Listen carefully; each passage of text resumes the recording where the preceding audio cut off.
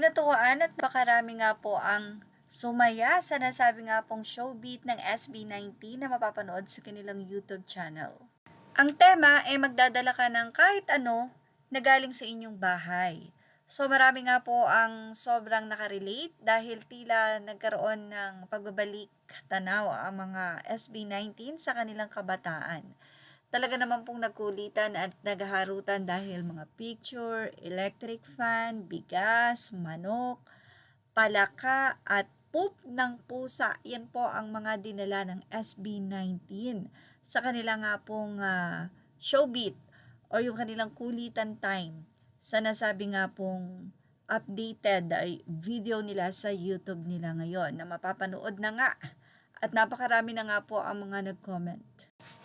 Pero grabe nga po yung kakulitan nila, especially itong si Justine na talagang tila bata. Biruin nyo, ang mga dala niya talagang kakaiba.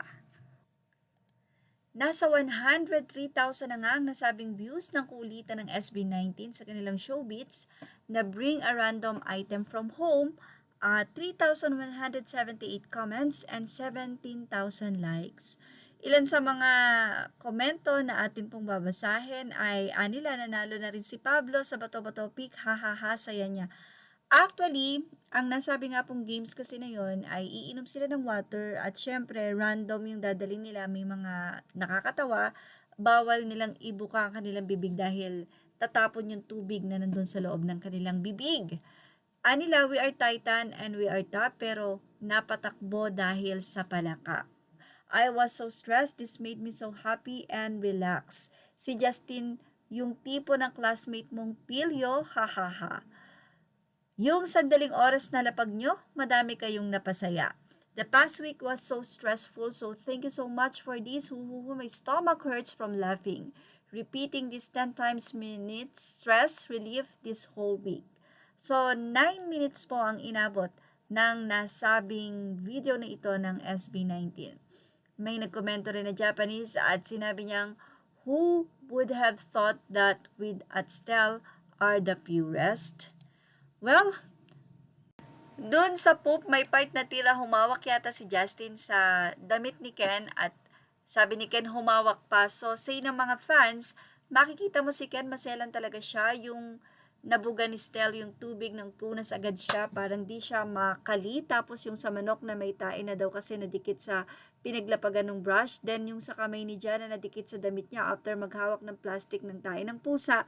Sabi niya, hinawak pa sa kanya. Then yung tubig niya sa trash bag niya niluluwa.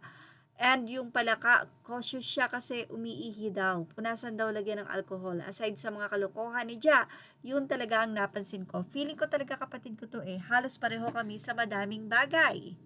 Say naman ng isa laking probinsya si Ken, aware siguro na magkaroon sila ng kulugo sa ihi ng palaka kaya need talaga ng alcohol doon.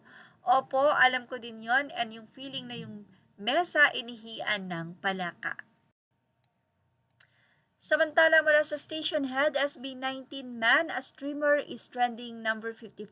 SB19 Man, a streamer number 55. Congratulations sa SB19 Man, a streamer. You're officially charting on station head. This means in the last week, you were the number 55 host on station. You're crushing it.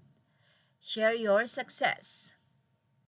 So, umabot na nga po ang SB19 sa halos 380 million. SB19 Man, a streamer, SB19 US 18, and SB19 Iron Void. Samantala, nominado naman ng Face of the Year si Justin De Dios sa 7th Village People Choice Awards. Male Adult Official Nominee, Face of the Year. At yan ang ating latest showbiz snap update. Tumutok lang po for more images or all credit to the rightful owners. Please like, share, and subscribe.